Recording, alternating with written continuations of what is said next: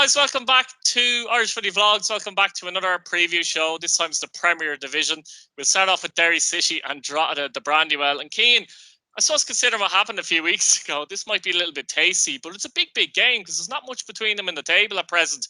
In fact, Derry have a chance to leapfrog Drogheda in the table. Yeah. You can't. It's a tough game to call this. Both sides would be bang at it, in my opinion. I really enjoyed the game. I think it was live on RT the last time it was up there in the Brandywell. And I enjoyed it. Oh, yeah. Two teams just got the ball down and played. There wasn't an awful lot of quality in the game. I think the pitch didn't help that night. So hopefully it's a little bit better weather-wise. A little bit of rain won't do any harm on it either. So, I think it's... I can't even call this one, to be honest. Because it's in the Brandywell, I go with Derry. Yeah, they've had Waterford. Drogheda have had a bad run of it, Cian. One defeat or one win in 8 games, and they're still tucked in 5th in the league and doing very well. But that'd be difficult enough for them. Onto Brown missed the last day, and you could actually notice his difference being out of the side, couldn't you? Yeah, you could definitely notice it. They were playing down the right. That's what Drogheda do. That's how they're effective. And the left winger cuts in and plays as mainly a forward. That's the way they play.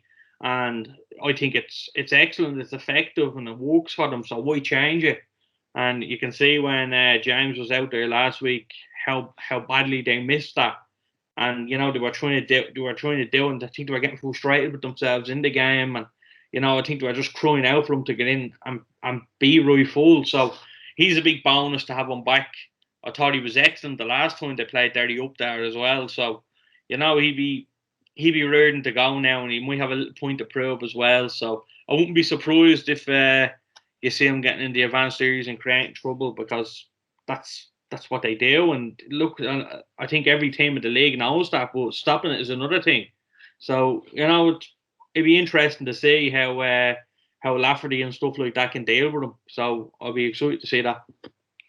Yeah, Philip, from Derry's point of view, what's interesting as well is that David Parkhouse has been left completely out in the cold, and there's no sign of a transfer or a move. I know he's talking to a few clubs in the north, but looks like that, I don't know if you want to call it experiment or whatever, it's completely failed for Derry City, hasn't it?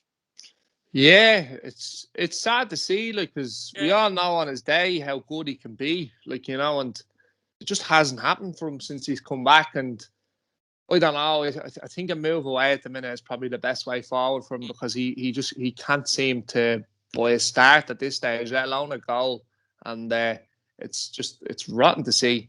And I suppose the thing that makes it even worse for his side of the coin is that, since he's been out of the squad, Derry have been doing really, really well, and that's something that can really affect any sort of player's confidence when it comes to that. If you're out of the squad and the team's doing very well, you're really going to struggle to get back in unless there's a couple of injuries or things start to change. But when teams are doing well in the league and things are going the right way, it's hard for a manager to change it, and there's no reason for him.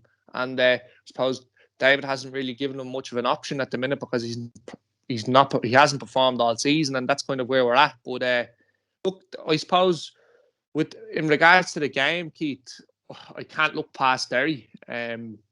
Drogheda, look, the last couple of weeks have just been not disastrous, but they've been really poor. They just haven't been able to get a result. And as you said, with Brown being out, and they are missing him, but I think that the likes of Massey and Deegan, they seem to have gone off the boil a bit. I think they were smack bang at it for up till about 8 or 9 games. No, not 8 or 9 games, about 5 or 6 games ago. And just looking back on them, the performances just don't seem to be as good as they have been since they've came to the club. So that's probably a reason behind it. But yeah, no, I'm going to go for a Derry win here, Keith. Probably 1 or 2-0. Yeah, I think that's a full house. I'm going Derry. Did you go Derry as well, Cian? Yeah. Yeah, full house for Derry. Interesting stuff. We've got Waterford and Bohemians at the RSC, which is on a Saturday as well. And this could be an opportunity for Waterford, Cian, because I've no doubt the Bohemians are going to rest players for this game, because the shift they put in last night was incredible. They have the second leg on, is it the Thursday? Wednesday or Thursday for sure. Anyway, it's certainly next week. So Waterford will look at this game and say, look, we can get a result here. What do you think? Yeah, it's balls are stuck here. In my opinion, I think this should have been like, we like seeing our clubs do well in Europe and stuff like that. And I think now a bit of leniency here in terms of fixtures. I know they haven't played the league game since Longford a few weeks ago now, but there could have been a bit of leniency, and you got fitted in the Monday or Tuesday night after, because but it's kind of a lose for Bowes in this time. That they need to get into Europe next year. If these want these nights, they need to be playing a full strength squad in the league, and they need to be getting these 3 points on Saturday. So it's gonna be interesting to see the team selection. Now Bowes do have a lot of players in good areas, so you can afford to maybe have Ross Tierney or Dawson Devoy on for 45 minutes or 50 minutes, even 60 minutes in the game, and you can sacrifice Dawson for 60 minutes and put on Tierney for 30. So I think that can work, and I feel like that's what they're going to do, because if they want these nights back, they need to start getting points on the board. They need to start putting a challenge up for Europe, because they're a good bit out of the race now, in my opinion, especially with they've a few games in hand and stuff like that. The league is very messy at the minute. The tables are all over the place. I wouldn't even look at the league table at the minute, because it means nothing, because half the teams haven't played in I don't know how long. So, big opportunity for Waterford, but it'd be interesting to see the side that Bowes put out. I'm gonna go with Bowes win. The reason I'm going Bowes win is because when you're playing Europe and you win like that, you take it into the next game. You take you take that buzz, you take that adrenaline, and you say, you know what, we're better than these on this pitch. Look what we've done, look what we've achieved, and it's a shame that they have to play the game, but I think they're going to do a strong enough squad. Keith Long is going to have them well drilled, and I fancy Bowes to win this, just because the momentum swing them into it. Then they go out to Greece and hopefully put in a decent performance as well. Philip, it's hard to see not a lot of changes for Bowes, isn't it? I mean, Georgie Kelly up front as well. The man must be knackered, to be fair, because if nobody else, have they, in all honesty, to play up front? And he's been playing excellent. He was excellent last night again, I have to say. But they are between a rock and a hard place a little bit, Philip, aren't they, as Keane says here? Yeah, do you know something? I'm actually on the complete opposite side of the coin when it comes to this, actually, compared to Keane. I think he will rest players. Not that he's able to, but just that I think he has to. I think the financial advantage of getting through against PAOK and going into the next round, possibly going into the group stages, the money that will come from that is obviously not as much as the Europa League, but still a big amount of money. And I think as well, when you look at it with the league at the moment, I just think teams are starting to falter, in the race for Europe. And I think that might be something that might lead into his decision to change it a bit and maybe bring in. Do you think he'd do what he did against Longford, for example, Philip, and make 10 changes? Do you think he'd do that? Not 10. I don't think he'll do 10. But I think there will be at least 5 or 6, to be honest with you. I just the way I've looked at it with the league table, as Keane said, it means nothing at the minute. But if you look at the teams that are in the European spaces, Sligo going through a bit of a rut. Pat's got beat there the other night. Do you know what I mean? And you look around, then you say, well, do you know what I mean? Bowes have been in really good form coming into this game, and I just think they'll get away with it. I think they'll get away with resting the players, and look, whether they win the game or not is a different story. But I think just financially they have to. So yeah, no, I suppose if we're going to call anything, Keith, I think maybe Waterford just 1-0. I know I said I think they might get away with it, but I think Waterford will just do it 1-0. And the reason why I think Mark Bertram will be firing those lads up at the fact that they may be resting players, and just I think it's set up for Mark to go and put on a mad show, a mad house coat, whatever he does wearing the sideline, and they'll get a result. Yeah, I agree with you, actually. I do think Waterford will nick it. I don't think Bowes will make as many changes, but they will make changes. So I'm going to go for Waterford as well. Sligo and Finn Harps. You just spoke about Sligo there, Philip.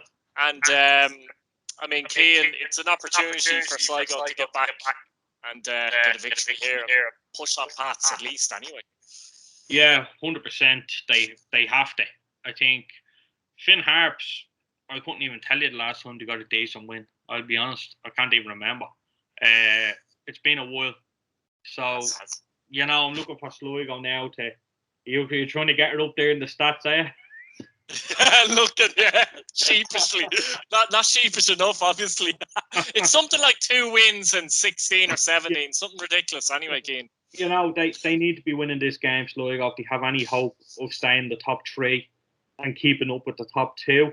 They need to be in there. They have a couple of games in hand on Pats now as well. So, you know, 3 points is a must, like, especially against a team like Finn Harps. But they're in a rut. And you know, with this league, when you're in a rut, you can't get out of it for a long time. So that's going to be a challenge in itself. I think they have to nearly win 2 games. They have to nearly win their own game and the rut, get them out of it, and then they have to beat a solid Finn Harps team that's going to be solid. I think they'd be happy to sit there for a point and come home with a point. So I'm going to think Sligo will have the creativity. They'll have the little bit of break. You know, they'd be a little bit more refreshed, I'd say, and they should just win this. They should win it on paper, but you know it's not always the case. But you know, I would go for Sligo. Yeah, Philip. I mean, Finn Harps have a break as well. To be fair, a little bit of a break. So they'll be hoping that they clear up some of their injuries, and Sligo, to be fair, because they've had McGinty, Buckley, Mahan out. So I'm not really too sure who's back or not back. So that's difficult to judge. But at the same time, I think Sligo will see it as an opportunity to get 3 points. And as I said, go level as such with Pats. Pats play the next day. But how do you see it? Keep it short and sweet. Sligo are going to beat them. Finn Harps have been absolutely terrible. Too much about Harps. They've been really, really shocking the past couple of weeks, and I just don't see anything but Sligo getting a result here. So no chance for Finn Harps. I'll go for Sligo to win the game, but tighter than you think. So Sligo for me. On to Dundalk and St.Patricks Athletic, which is on Sunday. And obviously Pats are second in the league. Dundalk have that European game as well. We must throw that in as well against Vitesse. So that's going to play, you know, a part in it. However, Dundalk's squad is arguably stronger than everyone else's, you know, in the league anyway. So it's a difficult one, Keane, for Pats, having lost to Shamrock Rovers, to go to Oriel to play Dundalk, isn't it? There's not one fixture you may have picked in that situation. No, look, it always was going to be a big test these 2 weeks for Pats. You know, I think 4 points was obviously the aim, in my opinion. And, you know, if you come out with 3, it's not half as bad. But, you know, Dundalk, it's going to be, in my opinion, if they keep it the tie alive, I think the squad will be a lot different. But, you know, if they go over there, and hope not now, I hope they do keep it alive, especially for Pat's sake on Sunday. But, you know, if they do keep it alive, the tie, I'd say they'd have a weaker Dundalk side out against Pats. But I think if the tie is over, and it could be 3, if not 4, before they even come back to tally, you know, that's like they're 10-1 to win it. I think that says it all, really. So it's going to be tight. It's very hard to call this, not knowing what squad or not knowing anything that happened on what's going to happen on Thursday night. But at this minute in time, considering they're in Europe and you'd like to think they're going to do well, they have been doing well in Europe. I'm going to say it's definitely going to be a draw on Sunday. I can't see Pats going there and winning it. I feel like Dundalk are well drilled now at this stage with Vinny, and I think he has them playing to a T at the minute. They're peaking. We seen the win there in Europe in the last minute, and you know the buzz of that alone, and bringing it back, and now they're playing a really big side, arguably on par with Power for Bowes, you know. So it's exciting for Dundalk. They're away first, then they bring it back to Tally. Points here will go a long way to cementing their spot and just keeping the pressure on Rovers. I said it from the very start. I think any points Pats pick up now, it's towards Europe, and it wasn't towards the league. I'm saying that for weeks on end now. And anyway, so you know, I still fancy Pats to finish second. I think they are the best of the rest at the minute. So they just need to keep the pressure on and some sort of title race. at least up until 30 games, 32 games, and then, you know, if whatever happens, happens. But, you know, it's a big week for Pats. They've had a break, a couple of knocks, tired bodies. You can see against Rovers. You know, the players looked very tired in the game. So I'm going to go for a draw, but I'll be hoping for a Pats win, of course. Yeah, Philip, I think, it is hard to judge with Dundalk, Philip, but they've a fairly fit squad with Hooban and Duffy back to add to that as well. Pats, I know they've had a week in that as well, but I think they need to start a striker here somehow. They've 3 available. They need to start a striker, at least someone who could give them a focal point in attack. How do you see it overall, though? Yeah, I think O'Donnell learned a lot from Tala. I think the way the team went about it, I think he will change in the sense that he'll approach the game differently against Dundalk, you know. And as Keano said, Dundalk are coming into form, and, you know, with the way they've been playing, the big occasions that have been coming up recently and the ones to come as well, I think they've really hit the boil at the right time when it comes to the big games. And make no mistake, this is a big game. If they can pull back more points from Pats, look, obviously I believe they're out of Europe now, but the run they're going on, if they can keep the run going with the other teams around them faltering, there's no reason why they can't finish fourth and hope for a good run in the cup from one of the top sides that'll get them in. So look, from a Pats perspective, I'm still a bit worried about them. I said I was worried about them when I seen the lineup against Rovers. I think you're right, though, Keith. They need to start with some sort of centre forward and go about the game with a positive attitude, you know, and the likes of Forrester and, you know, I don't know. I think Coughlin needs to come back in as well. I hope he's back fit because he's fit enough, yeah. Yeah, Pats are a different side when he's playing, and I think if they can get him back, and I just think a bit more experience in around that they'll have a chance going into the game. But again, I just can't look past Dundalk for this, you know, and I'm going to think Dundalk are going to win it 1 or 2-0.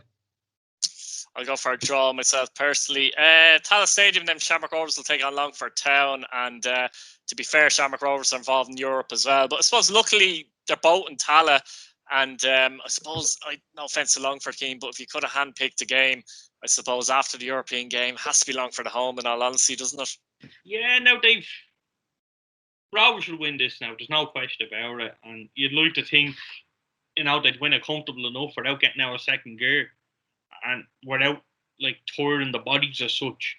But Rovers have found it very tough to break down Longford all season, and 2 very late goals, and you know, I think Longford's best performances this year have come against Rovers. So, you know, it's going to be interesting. They're going to be up for it. It's kind of, it suits now in the way that we are now. It kind of suits the teams out of Europe. They're getting a little bit of a break before the next game. If you know a couple of tired bodies, like I said, you've seen it, for example, Pats, they were dead on their feet. I'd say a lot of people that be listening to this that's why I'm saying Pats, because they would have been watching the game or they would have watched back on it. Pats were dead on their feet after 60 minutes, you know. So there's that extra 2 days. So instead of playing next Friday, you're playing next Sunday, and you know, you're giving yourself something to recharge and get yourself going again. So, you know, that's the good thing for Longford as well. So I fancy a tight game, but Rovers should win it, and Rovers should, to be honest, I think the tie should be at least over as well on Thursday night for Rovers before they even go over there. There you go, Philip. The pressure on Rovers coming into this week after Bowes last night as well. They're going to have to lay down a marker for themselves. But for Longford's point of view as well, Philip, Nugent and Williams being out is a bit of a kicker as well, actually, just to add insult to injury, I suppose. Yeah, big time. I suppose Keano's made me feel a bit better there, saying that the tie should be over before the away leg, which would be great. Would have meant that go see a good game tomorrow evening. So fingers crossed for that he's right. But yeah, look, I suppose Bowes were in this position a few weeks back where they had a game in Europe and then they played Longford and they underestimated them and Longford got a point out of the game. And I don't know, I just don't think Rovers will do that. I think the replacements that Rovers can bring in would be stronger than the ones that Bowes would have. So I think we will win the game. I think it'll be a tight game. I do think it'll be very tight because, as Keano said as well, we've been really, really struggling to break down Longford all year, and couple of late goals is what got us over the line. I think I'm hoping there'll be a big buzz of adrenaline around the club after a positive result now tomorrow evening, and I hope that'll bring it into the weekend and we'll be able to get over the line when it comes to Longford. I think as well, though, unlike earlier on the season, Philip, where Rovers were struggling in around that time as well, they're scoring goals now as well, left, right and centre all of a sudden, aren't they? So they should bring that to the game, you would like to think.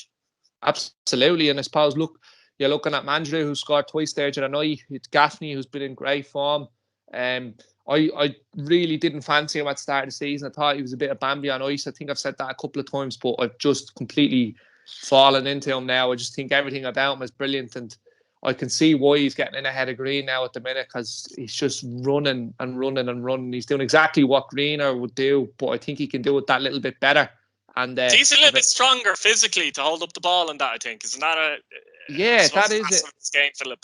That is it, Keith. And I suppose the other side to it is, if a chance falls to him or Greener, 9 times out of 10, Rory will put the ball, finish the ball, and Green won't. Like, you know what I mean? So, look, that's exactly, and I think that's a big reason why Bradley's kind of stuck with Gaffney over the course of the season. You know, I thought at first he got a couple of goals, and then he kind of wasn't able to get involved, and now all of a sudden he's right at it. And I think we're seeing the reason why he was signed by Rovers, and hopefully long may that continue. And again, look, Green could come in against Longford and do a job as well, which is great to know that we have that sort of option on the bench. Brilliant stuff, guys. We'll leave it there. Guys, thanks for watching. Like the video, subscribe, and hit your bell notification button so you don't miss a video. Cheers again. Cheers, guys.